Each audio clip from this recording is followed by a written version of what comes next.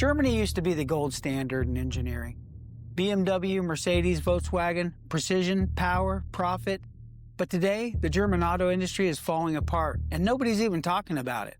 Sales are down, EV bets are flopping, factories are closing, and for the first time in a generation, the world is realizing Germany might not come back. Okay, so if you're done with the globalist nonsense and ready for straight talk, subscribe to America's Geopolitics. Let's break it down. Germany isn't just known for its cars.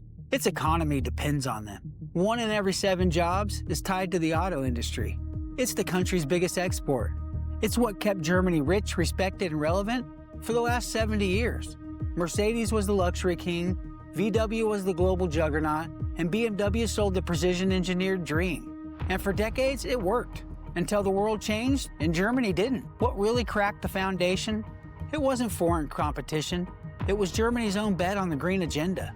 Berlin shut down nuclear, it pushed out gas and diesel, and it tried to go all in on EVs before the tech was ready, before the infrastructure was there, and before the global market wanted it. Meanwhile, China flooded the EV space. Their cars are cheaper, their batteries are better. Their government, it doesn't care about emission targets or labor standards. They care about dominance. So Germany's big brands found themselves stuck. Factories designed for combustion engines, EV platforms years behind, supply chains dependent on Asia, and unions demanding protections that made reinvention almost impossible. And now, they're bleeding out. Hey, don't take my word for it. Just look at the numbers. Volkswagen just posted its worst profit margin since 2015. BMW missed its EV growth targets 2 years in a row.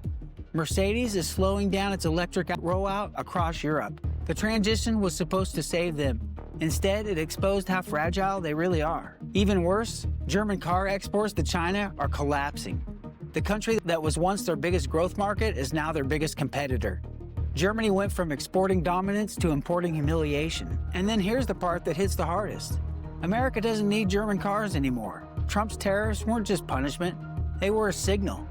The U.S. is rebuilding supply chains, and EV production is scaling in North America. And Mexico, it's emerging as the new Detroit.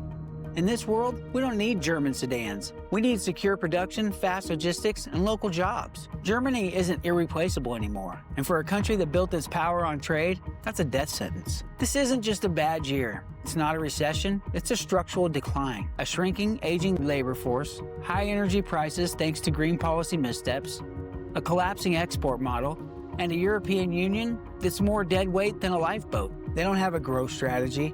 And worst of all, they don't have time. Because in geopolitics, the window to adapt, it closes pretty damn fast. Now here's the wild card. If Germany can't lead with exports anymore, it might try to lead with something else. That something else very well could be military power. For decades, Germany kept its defense spending low. It relied on the US and NATO to keep Europe secure. But now, under pressure from both Trump expectations and the EU's instability, Germany is quietly ramping up defense production. More tanks, more drones, more investment in domestic arms manufacturing. It's not just about NATO, it's about staying relevant in a world where power is earned, not inherited. And when a country loses its industrial crown but wants to remain on the map, remilitarization is often the next move. Germany doesn't want to disappear, but if it doesn't have Mercedes, maybe it tries missiles. It's happened before. And history has a funny way of repeating itself, especially in Europe. The German auto industry, it isn't just struggling, it's unraveling. And the country that once built the best cars in the world can't even figure out how to build a future. This isn't about fuel versus electric. This is about a nation that bet on globalism, on the green dogma and trade deals, and is now getting steamrolled by reality. Germany is looking for a way to matter again. And if it's not cars, it may be something a lot more dangerous. Hey, don't forget to subscribe to America's Geopolitics. This is Frank. See you next time.